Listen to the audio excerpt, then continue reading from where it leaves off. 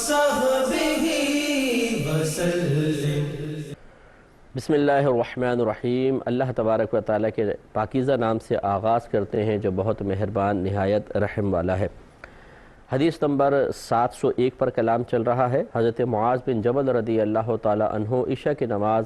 نبی کریم صلی اللہ علیہ وسلم کے ساتھ پڑھتے تھے، پھر اپنی قوم کو جا کر باقاعدہ عشاء پڑھاتے تھے۔ امام شافعی رحمۃ اللہ علیہ نے اس حدیث سے استدلال کیا کہ اس کا مطلب یہ ہوا کہ معاذ بن جبل رضی اللہ تعالیٰ عنہ نے جب نبی کریم صلی اللہ علیہ وسلم کے ساتھ عشاء کے فرائض پڑھ لیے تو فرض ادا ہو گئے۔ اب اگر وہاں جا کے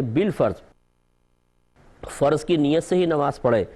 تب بھی ایک دفعہ اگر انسان فرض ادا کر چکا ہو تو وہ دوبارہ اگر ان فرائض کی نیت باندھ لے گا تو وہ فرض نہیں ہوں گے بلکہ نفل ہوں گے۔ لہٰذا معلوم ہوا کہ معاذ بن جبل رضی اللہ تعالیٰ عنہ وہاں پر نفل کی نیت سے امامت کرتے تھے اور آپ کے پیچھے مقتدی فرض کی نیت سے کھڑے ہوتے تھے۔ لہٰذا خلاصہ کلام یہ ہوا کہ نفل پڑھنے والے کے پیچھے فرض والے کی نماز ہو جائے گی۔ ہم نے اس کا جواب یہ دیا کہ نبی کریم صلی اللہ علیہ وسلم نے امام کو مقتدیوں کے حق میں ضامن قرار دیا ہے، یعنی امام کی نماز مقتدیوں کی نماز پر مشتمل ہوتی ہے، ان کی گویا کہ حفاظت کر رہی ہوتی ہے، ان پر غالب ہوتی ہے۔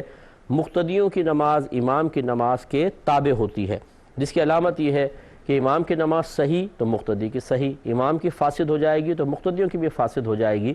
اور امام پر سجدہ سہو واجب ہو گیا تو مقتدیوں کو بھی سجدہ سہو کرنا پڑے گا۔ اس سے معلوم ہوا کہ امام کی نماز میں قوت ہے اور وہ مقتدیوں کی نماز کو اپنے قابو میں کیے ہوئے ہے، ضمن میں لیے ہوئے ہے، اور چونکہ جو نماز ضمن میں لیتی ہے اس کا قوی ہونا ضروری ہے، اور جو مغلوب ہو کر ضمن میں آتی ہے اس کا ضعیف ہونا ضروری ہے، تو فرض قوی ہوتے ہیں اور نفل ضعیف۔ اس کا مطلب یہ ہوا کہ معاذ بن جبل رضی اللہ تعالیٰ عنہ اپنی قوم کو فرض کی نیت سے ہی فرائض پڑھاتے تھے، اور فرض ہی تھا، اور قوم آپ کی جو پیچھے تھی وہ فرض کی نیت سے کھڑی ہوتی تھی، تو فرض کے پیچھے فرض والے کی بالکل ہو جاتی تھی۔ باقی جو نبی کریم صلی اللہ علیہ وسلم کے پیچھے آپ نماز پڑھی تو اس میں چونکہ وضاحت نہیں ہے، کوئی صراحت نہیں ہے کہ وہ آپ نے فرض کی نیت سے پڑھے تھے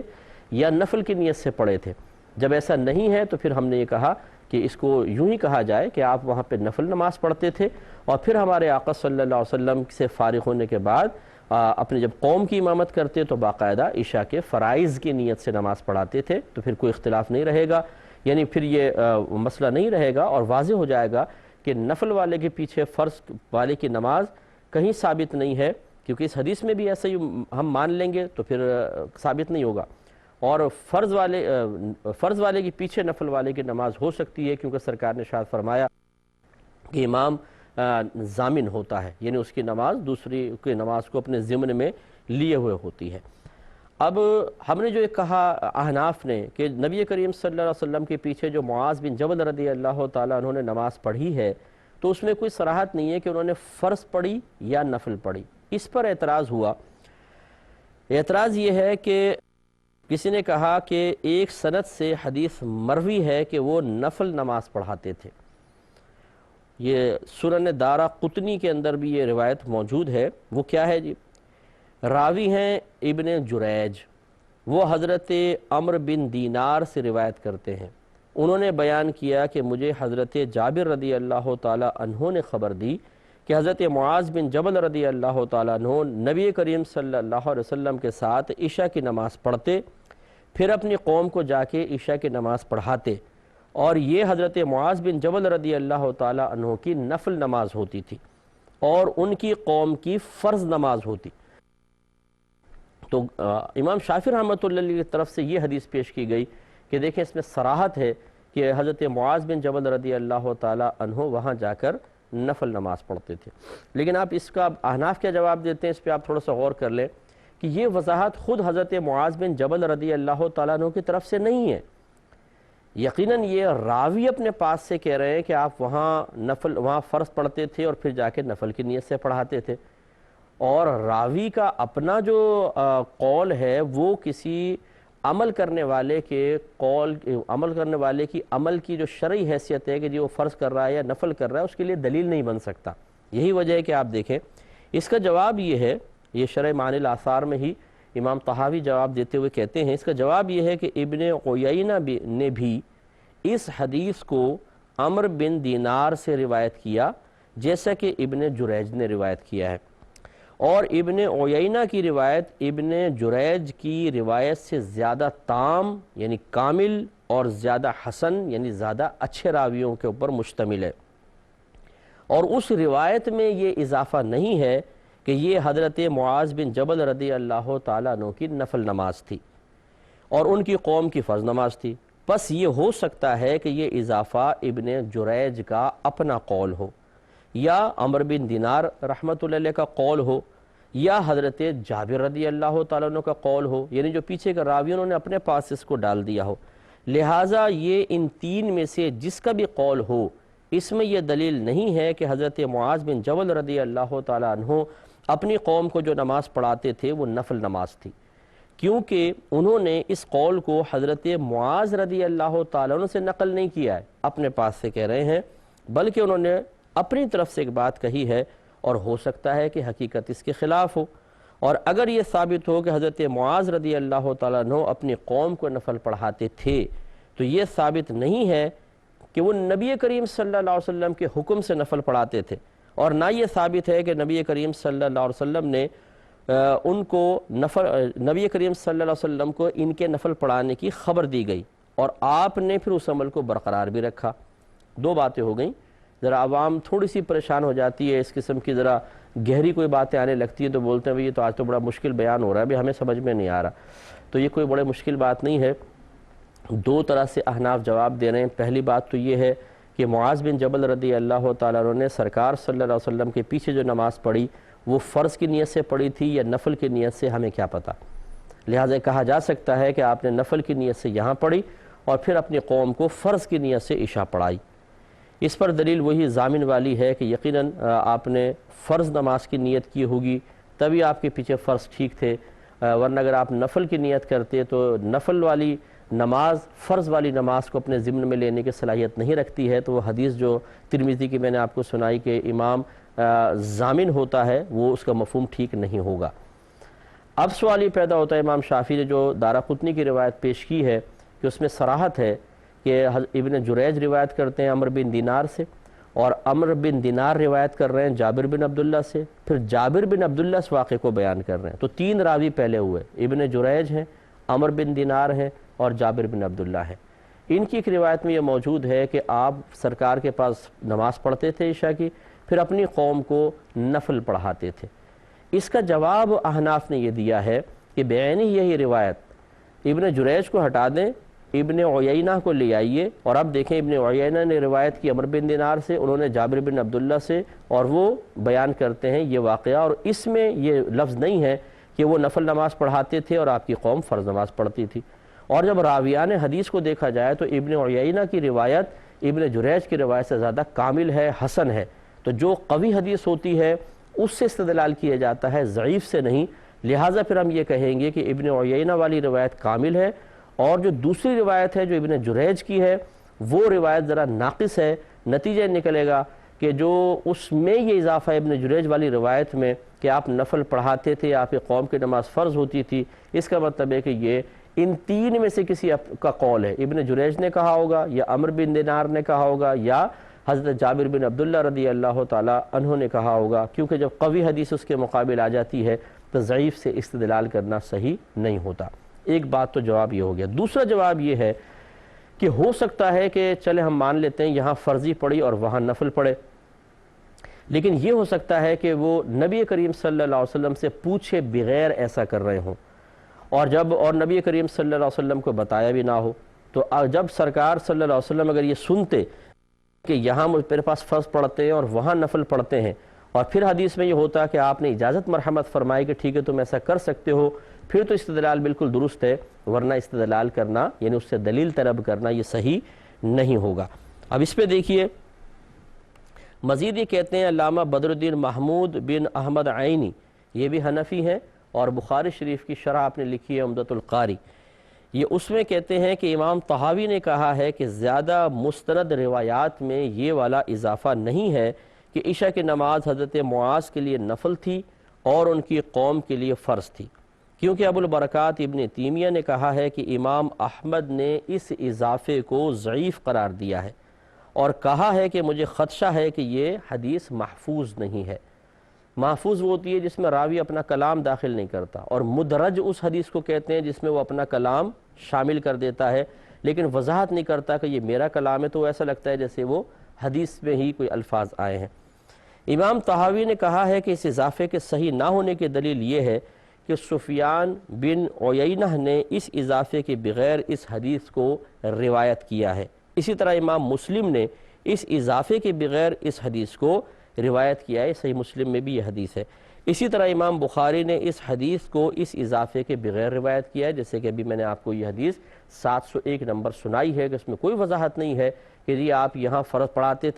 پڑھتے تھے اور وہاں جا کے نفل پڑھاتے تھے اور قوم کی نماز فرض ہوتی تھی۔ اس کا مطلب ہے جب مستند ترین روایات میں یہ الفاظ نہیں ہیں تو ایک ضعیف روایت میں یہ الفاظ راوی نے خود شامل کر دیے ہیں، اور جب راوی خود شامل کر دیتا ہے تو وہ قابل استدلال نہیں ہوتے ہیں۔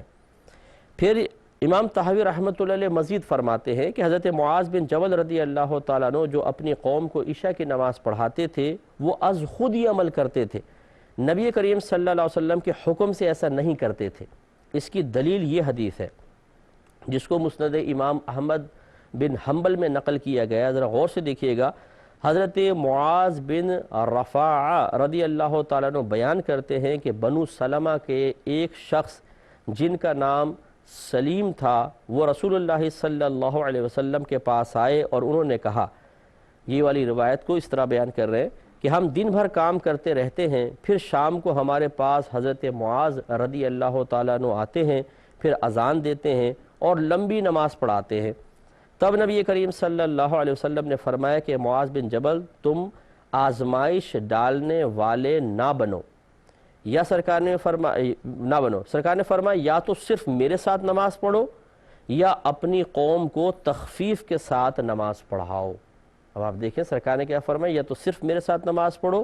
یا اپنی قوم کو تخفیف کے ساتھ نماز پڑھاؤ۔ اس کا مطلب یہ ہوا کہ پہلے نبی کریم صلی اللہ علیہ وسلم کو یہ بات نہیں بتائی گئی تھی، آپ کو اس بات کا بھی علم نہیں تھا کہ یہ میرے پاس بھی پڑھتے ہیں اور پھر جا کے قوم کی امامت بھی کرتے ہیں۔ حضرت معاذ بن جبل رضی اللہ تعالیٰ عنہ کا یہ اپنا عمل تھا، اور جب سرکار کو پتہ چلا تو پھر آپ کو مجبور کر دیا اور آپ پہ پابندی لگائی کہ یا تو میرے ساتھ پڑھیں اور یا پھر اپنی قوم کو جا کے ہلکی نماز پڑھائیں۔ اس کا مطلب یہ ہوا یوں نہ کریں کہ آپ میرے پاس بھی پڑھیں وہاں جا کے پڑھائیں، ایک جگہ آپ کو پڑھنا ہوگا۔ یہ بھی ہماری تائید کرتی ہے۔ حضرت فرماتے امام طحاوی رحمۃ اللہ علیہ کہ اس حدیث سے یہ واضح ہو گیا کہ نبی کریم صلی اللہ علیہ وسلم نے حضرت معاذ بن جبل رضی اللہ تعالی عنہ کو یہ حکم دیا تھا کہ دو کاموں میں سے ایک کام کریں، یا صرف میرے ساتھ عشاء کی نماز پڑھیں یا صرف اپنی قوم کو نماز پڑھائیں۔ اور حضرت معاذ رضی اللہ تعالی عنہ آپ کے ساتھ نماز پڑھنے کے بعد جو اپنی قوم کو نماز پڑھاتے تھے وہ نبی کریم صلی اللہ علیہ وسلم کے حکم سے نہیں پڑھاتے تھے، بلکہ نبی کریم صلی اللہ علیہ وسلم نے تو اس سے منع فرما دیا تھا۔ اگر بالفرض نبی کریم صلی اللہ علیہ وسلم نے حضرت معاذ رضی اللہ تعالی عنہ کو یہ حکم دیا ہو کہ تم میرے ساتھ عشاء کے فرض پڑھنے کے بعد اپنی قوم کو عشاء کی فرض نماز پڑھاؤ، اگر بالفرض کر لیں تو یہ پھر ابتدا کی بات ہے جب ایک فرض کو 2 مرتبہ پڑھا جاتا تھا، بعد میں آپ نے اس سے منع فرما دیا اور یہ عمل منسوخ ہو گیا، اور ہم نے اس حدیث کو اس کی سند کے ساتھ باب صلاۃ الخوف میں ذکر کیا ہے۔ جیسے کہ امام طحاوی نے یہ جو حدیث کا حوالہ دیا وہ یہ ہے کہ حضرت ابن عمر رضی اللہ تعالیٰ عنہ بیان کرتے ہیں کہ نبی کریم صلی اللہ علیہ وسلم نے فرمایا کہ تم ایک دن میں ایک نماز کو 2 بار نہ پڑھو۔ پھر سن لیجئے غور سے، سرکار نے فرمایا تم ایک دن میں ایک نماز کو 2 بار نہ پڑھو۔ یہ کہاں یہ حدیث ہے دیکھیں، سنن ابو داؤد میں ہے، مسند امام احمد بن حنبل میں ہے، سنن بہقی میں ہے، سنن دارقطنی میں ہے، صحیح ابن خزیمہ میں ہے، شرح السنہ میں ہے، حلیۃ الاولیاء میں ہے، اور مشکات میں بھی اس کو نقل کیا گیا۔ اس کا مطلب یہ ہوا واضح طور پہ ایک چیز نکھر کے سامنے آ گئی کہ معاذ بن جبل رضی اللہ تعالی عنہ سرکار سے اجازت لیے بغیر خود اپنے عمل سے ایسا کرتے تھے کہ یہاں آپ نے سرکار کے ساتھ نماز پڑھی عشاء کی، پھر اپنی قوم کو بھی عشاء کی نماز پڑھائی ہے۔ اب اس میں یہ احتمال ہے کہ یہ ہو سکتا ہے کہ یہاں عشاء کے فرائض پڑھے ہوں آپ نے اور وہاں جا کے نفل کے ذریعے پڑھا دی۔ اگر اس کو مان لیا جائے تو چونکہ سرکار سے اجازت شدہ نہیں تھا لہٰذا یہ عمل دلیل نہیں بنتا، کیونکہ جب سرکار کو پتہ چلا تو آپ نے منع فرمایا کہ یا تو میرے ساتھ نماز پڑھو یا وہاں نماز پڑھو۔ اور جو ایک روایت میں ابن جریج کی روایت میں آیا کہ آپ سرکار کے ساتھ نماز پڑھتے اور پھر اپنی قوم کو نفل نماز پڑھاتے اور آپ کی قوم فرض نماز پڑھتی، یہ اضافہ کسی بھی مستند روایت میں موجود نہیں ہے۔ یہ حدیث بخاری میں بھی ہے، مسلم میں بھی ہے، اور دیگر جگہوں پر جہاں پر بھی ہے وہاں یہ اضافہ موجود نہیں ہے۔ اس کا مطلب ہے کہ یہ ایک مخصوص حدیث کے اندر راوی نے خود اپنی طرف سے نتیجہ مرتب کر کے اضافہ کیا ہے جو قابل استدلال نہیں ہے۔ تو نتیجہ نکلا کہ فرض والے کے پیچھے تو نفل کی نماز ہو جائے گی، لیکن نفل والے کے پیچھے فرض نماز نہیں ہوگی۔ اچھی طریقے سے ذہن میں رکھیں۔ اگلے باب کی طرف آتے ہیں، باب تخفیف الامام فی القیام و اتمام الرکوع والسجود،